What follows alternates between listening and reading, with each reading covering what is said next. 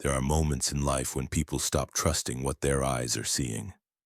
Not because they doubt reality, but because reality suddenly feels too calm in a way that is almost unnatural. Everything looks like it is in the right place, following the right process with the right explanation. But deep inside, a quiet voice keeps whispering, something is not right. What is unsettling is that this feeling does not come from fear. It comes from clarity. From that instant when your mind realizes the world is not run only by what people can see, measure, or label. Some decisions seem perfectly reasonable, yet leave an aftertaste of unease. Some people are celebrated as unquestionably good, yet their presence makes your heart feel heavy. Some words sound moral and convincing, but when you walk away, your soul feels empty and confused. If you have ever felt that, pause for a second and ask yourself, am I imagining this? Or is there another layer of reality quietly revealing itself, a layer not everyone is allowed to see? From the earliest days of human history, there have been people who simply could not live like the majority, not because they were superior, but because they could see before things happened. They could sense what others only recognized when it was too late. They did not just hear with their ears. They heard with their conscience. They did not just see with their eyes. They saw with inner depth. And because of that, they were often misunderstood, labeled extreme, and sometimes pushed into isolation. The Bible calls this the gift of discernment. But before it was given a name, before people understood what it was, that gift was already working quietly, like a small flame inside the hearts of those who had been chosen. It does not burn wildly, but it never goes out. It refuses to let a person feel comfortable living on the surface. It does not settle for easy answers. It pushes them to search for meaning beneath what appears obvious. The most dangerous thing in this age is not darkness, but counterfeit light. Not evil showing its face, but evil wearing the clothing of truth. When truth and deception become so intertwined that they are hard to separate, only those equipped with a spiritual compass can stay steady. And the gift of discernment is that compass. It does not only point out what is wrong, it exposes the source, the motives, and the direction behind what is happening around you. But here is what very few people are willing to say out loud. This gift is not comfortable. It does not make life easier, it does the opposite. It forces you to face truth earlier than others. It makes you carry questions that do not always have immediate answers. It makes you live in a loud world while your inner life keeps craving silence and truth. Maybe that is why so many people try to smother that feeling inside themselves. They call it anxiety. They call it overthinking. They call it being too sensitive. But the more they deny it, the more isolated they feel. Because discernment does not disappear when you ignore it. It only becomes heavier. If you are hearing these words and you feel your heart sink a little, it may not be coincidence. Some messages do not come to entertain you, they come to wake you up. And if you are here, you probably did not stumble onto this by accident. Welcome to Prophetic History Explained. This is not a place where we tell history like dry pages in a book. This is where we hold the past up like a mirror, so we can understand the present and prepare for what is coming. These stories are not meant to make you feel more comfortable. They are meant to help you see more clearly. Not to plant fear, but to ignite the alertness the world keeps trying to numb. In this video, we are not going to treat discernment like an abstract concept. We are going to step into its depth, to understand why some people always feel different, why they cannot live like the majority, and why that difference is not a curse, but a mark. If you stay until the end, you will understand that the gift of discernment does not only help you recognize what is unseen, it also shows you how you must live with what you have seen. Before we go further, If you feel like this channel is touching questions you have been carrying in silence, subscribe to Prophetic History Explained. Your support does not only help us keep making deeper videos, it also helps this message reach people who need it, even if they do not yet have words for what they are feeling. Not everyone is given the gift of discernment, and it does not begin with the ability to see something unusual. It begins with a deep hunger in the soul. It is the kind of hunger that will not let a person stay satisfied with shallow living or remain on the surface of faith or life. They may still show up, still work, still blend into everyday routines, but inside there is a space that nothing seems to fill. Not because something is missing, but because they are being drawn toward something deeper. This hunger is not loud. It does not feel like ordinary ambition or desire. It does not drive a person to possess. It drives them to search for truth, to search for meaning, to search for the roots of what is happening around them. People who carry this hunger are rarely satisfied with fast answers. They do not easily accept whatever the crowd repeats, not because they enjoy conflict, but because something in their spirit recognizes this. If it is really that simple, why does my heart still feel unsettled? Right here is where discernment begins to form, not as a sudden supernatural ability, but as a quiet process. That hunger opens space inside, and that space can only be filled by the presence of God. Sooner or later, people called toward discernment realize they cannot live far from Him. Not because they are afraid, but because without that presence everything becomes blurry, tangled, and directionless. The presence of God is not an abstract idea or a passing emotion. It is where the soul is put back into alignment. It is where the deepest questions are illuminated, even when answers do not come right away. Those who hunger for discernment do not seek that presence only for comfort, but for formation. They accept being challenged, having old assumptions overturned, and sometimes being asked to release things that once felt safe. That is why this hunger is not comfortable. It rearranges priorities. Things that once felt important become secondary. Goals that once seemed obvious start to feel questionable. People who carry this hunger begin to notice they are no longer chasing success the same way, no longer craving approval the same way, and no longer willing to compromise just to keep life easy. They are not trying to be different, but God's presence makes it impossible to live the old way. Discernment is not nourished in haste. It grows in quiet moments where a person dares to face themselves and face God. In that place, there are no masks, no polished words, no performance, only a real question. How do you want me to live? And sometimes the answer does not come as spoken words, but as an inner shift, a new pull, a new direction, a deep unease about choices that once seemed unquestionably right. Those who love God's presence do not treat time with Him as an optional add-on. They treat it as the center, not because they are escaping the world, but because they understand that without being anchored at the source, they will be swept away by competing voices. In that presence, spiritual senses are sharpened. What once felt vague becomes clearer. Mixed emotions become separated. And most importantly, they begin to distinguish what leads to life from what only leads to temporary satisfaction. Hunger and presence must go together. Hunger without presence becomes confusion. Presence without hunger becomes empty habit. But when the two meet, discernment begins to take root. Quietly, without display, but deeply and steadily.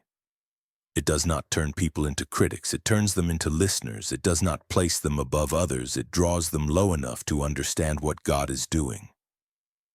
If you are carrying a hunger you cannot name, if you feel like you cannot live lightly with your faith or your life, it may not be weakness. It may be a sign that you are being led into deeper ground, where God's presence does not only comfort, but transforms. And it is there that discernment is not given as a reward, but formed as a responsibility, preparing you for what you will face on the road ahead. When discernment starts operating more clearly in someone's life, the first thing they notice is not power, but an intense sensitivity to the world around them. They walk into spaces others find normal, but something inside feels heavy for no clear reason. They join conversations that seem harmless, but when they leave, their soul feels pressed down by something hard to explain. No one said anything obviously wrong. No one did anything openly corrupt. But deep inside, they know another layer of reality is present. This sensitivity is not a skill you can force through willpower. It is like a sense that has been awakened. While others see only the surface, those with discernment feel the weight beneath it. They do not just hear words, they sense the motives behind the words. They do not just observe actions, they recognize where those actions are heading. And what confuses them is this: why does it feel like I am the only one sensing this? Why is everyone else calm while my spirit cannot settle? That is where the feeling of being different begins. Not different because of personality or lifestyle, but different in the way reality is experienced. People with discernment often realize early that they cannot live as carefree as everyone else. Not because they lack joy, but because they see outcomes others do not yet see. They can recognize paths that look bright but lead to emptiness. They can see what people call success while also sensing the quiet loss of the soul that comes with it. That sense of difference often turns into loneliness, not because no one is around them, but because they cannot easily share what they feel. If they speak up, others may say they are overthinking or too sensitive. If they stay silent, they carry the weight alone.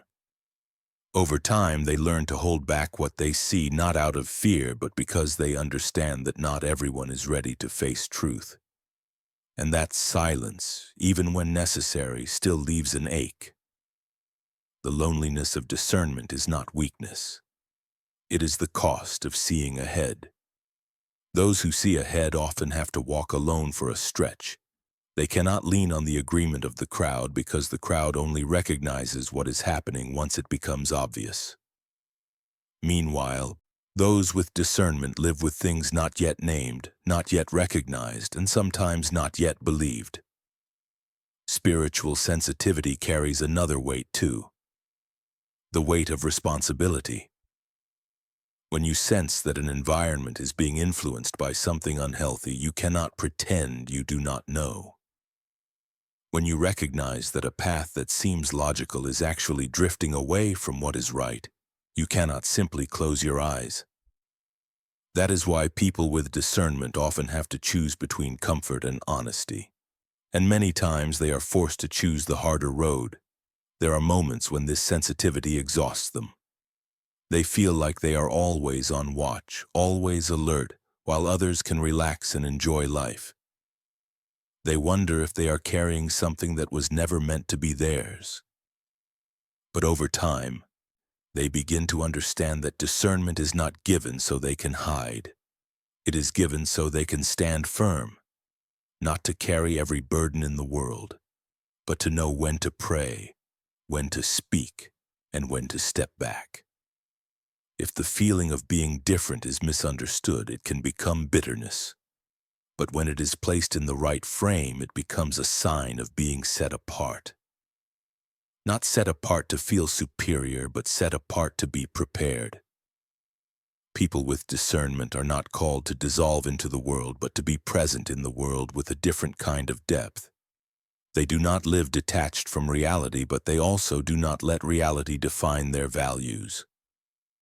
With time, they learn to accept that difference. They stop trying to become like everyone else just to feel comfortable. They stop blaming themselves for feeling too much. Instead, they begin to see their sensitivity as a mark that reminds them their life is not only about what is visible, but connected to something beyond the present. And in that acceptance, discernment grows up.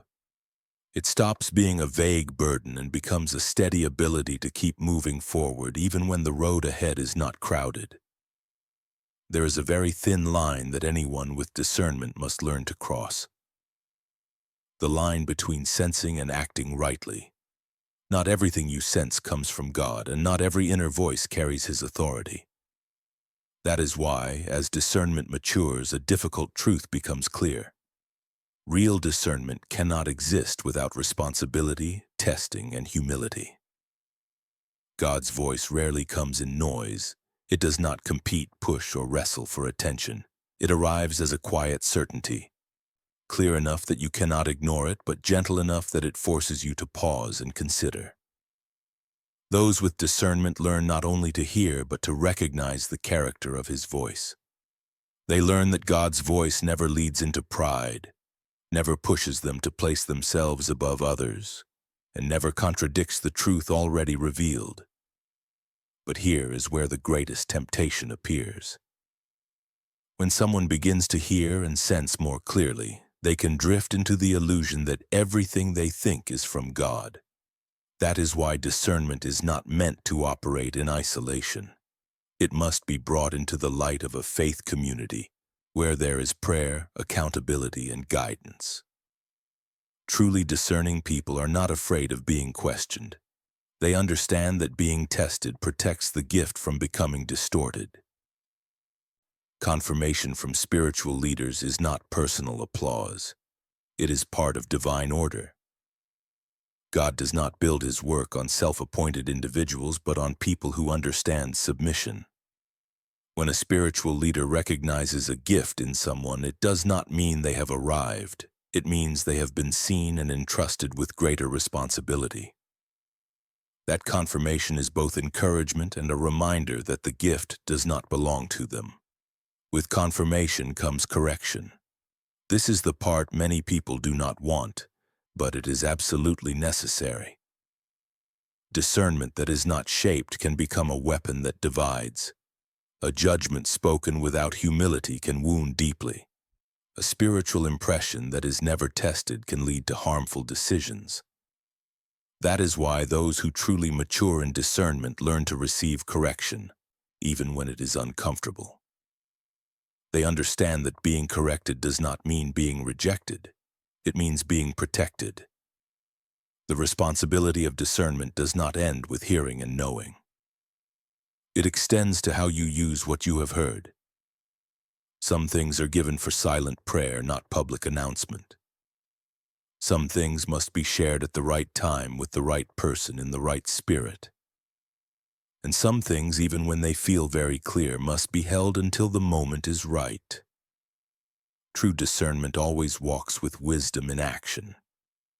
This requires ongoing self-examination. People with discernment must ask themselves, what is my motive? Am I saying this to serve truth or to prove myself? Am I acting out of obedience or out of inner pressure? Those questions are not easy, but they keep the gift pure. When motives drift, discernment becomes warped. When motives stay aligned, the gift becomes a blessing to many. In a faith community, people with discernment are not called to be critics. They are called to be watchmen. Not standing in a tower to condemn, but standing at the gate to warn, protect, and guide. That role requires courage because the message is not always welcomed. But it also requires love because the goal is not exposure for its own sake, but restoration. In the end, maturity and discernment is measured by something simple. Does it make the person more like the heart of God? Do they become more humble, more loving, more careful with their words and actions? If discernment makes someone harsh, rigid, and distant, that is not maturity. That is a sign something has drifted off course. When discernment is placed where it belongs, it does not make the person the center. It returns them to their true position, a servant who listens, who waits, and who acts when led. And in that quiet obedience, God's voice is not only heard, It is reflected through a life that can be trusted. Discernment ultimately does not exist so people can stop at recognizing right and wrong. If it stops there, it becomes cold knowledge, leaving a person standing outside of life, watching everything with sharp eyes but never truly engaging. True discernment will not allow that. It is not given so you can know more, but so you can live differently. And right here, discernment reveals its deepest purpose. It is a call into responsibility. People with discernment cannot live passively. Once they have seen, they cannot pretend they have not. Once they have recognized something, they cannot keep choosing the safety of silence just to protect their comfort. But that also does not mean they must react to everything, speak on every issue, or act on every emotional impulse. Discernment does not create panic. It teaches timing, when to move forward, when to wait, when to step back so the soul is not swept into chaos. Living with discernment means learning to walk at a rhythm that is different from the crowd. It is the rhythm of those who no longer let instant emotion drive them, but who also refuse to become dry and mechanical. They live between two poles, sensitivity and steadiness. They learn to seek God's presence not as ritual, but as the power source behind every decision. Because they understand that without being anchored in Him, their sensitivity can easily twist into suspicion or turn into constant exhaustion. From that pursuit, discernment leads into obedience. This is the step many fear most, because obedience does not always come with complete clarity. Sometimes you are led to act while everything still feels foggy. Sometimes you must choose while the outcome is still hidden. But over time, those with discernment learn that true safety is not found in understanding everything, but in trusting the right one. They know that if the leading is from God, then even when the road is difficult, it is still the road they must walk. This obedience is not impulsive. It is the fruit of a life shaped through seeking, listening, and testing. That is why people with discernment do not act to prove they are right. They act to stay faithful to what they have been given. Sometimes that faithfulness requires going against the current. Sometimes it costs support from others. But they understand that the approval of the crowd has never been the measure of truth. Alongside seeking and obedience comes endurance. In a world full of competing voices, discernment cannot survive without perseverance. People with discernment soon realize that the greatest danger is not always a dramatic crisis, but subtle things. Small compromises, long fatigue, and the temptation to give up when results do not appear quickly. Endurance is not stubbornness. It is the ability to keep your direction aligned with what has been confirmed, even while everything around you shifts. When discernment is lived rightly, it does not only transform the individual, it spreads influence. A discerning person becomes an anchor for others, not because they have every answer, but because they know how to ask the right questions. They bring calm in confusing seasons, not through cheap promises, but through steady presence. They do not overshadow others, they help others see their own path more clearly. Discernment is not a badge to show off. It is a lamp to light the way. It does not lift a person above others, it draws them deeper into service. It does not pull them out of the world, it places them inside the world with a clear role, to protect the light from being distorted, to keep truth from being watered down, and to keep hope from being extinguished. In the end, the question is not whether you have discernment, but what you will do with what you have been given. Because a gift only matters when it is lived out day by day, in small choices, in decisions no one sees, in quiet faithfulness. When discernment becomes a way of life and not just something you talk about, that life becomes the strongest testimony. No noise, no performance. Just depth that reaches those who are drifting, and steadiness that reflects the light of God in a world that desperately needs to see. If this message is speaking to you, Join the Prophetic History Explained community so we can go deeper together into prophetic history, spiritual lessons, and perspectives that help us understand the present through the lens of faith. And do not forget to subscribe to support Prophetic History Explained, because your support is what keeps this channel able to bring even deeper, more awakening, and more meaningful content in the videos ahead.